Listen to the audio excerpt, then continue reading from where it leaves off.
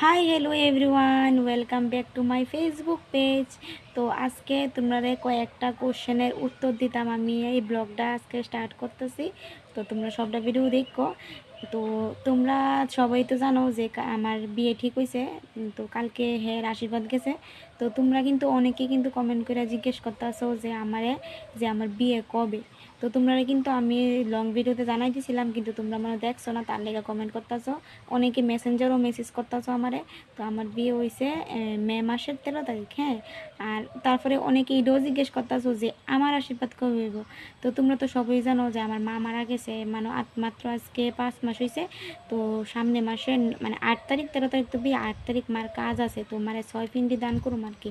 তো এই কাজটা যে হইব 8 তারিখ, তো বিয়া তো মানে 13 তারিখ। তো তার 5 দিন সময় থাকবো 8 তারিখ কাজটা কইরা। তো আমার আর আশীর্বাদ কিচ্ছু হইতো না, মানে বিয়ের দিনই আমার আশীর্বাদ হইব।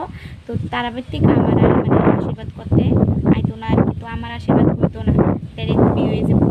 তো ভিডিও তোমরা জানা দিছি, তোমরা যারা যারা মানে কোশ্চেন করছো তোমরা আনসারটা দিয়ে দিলাম।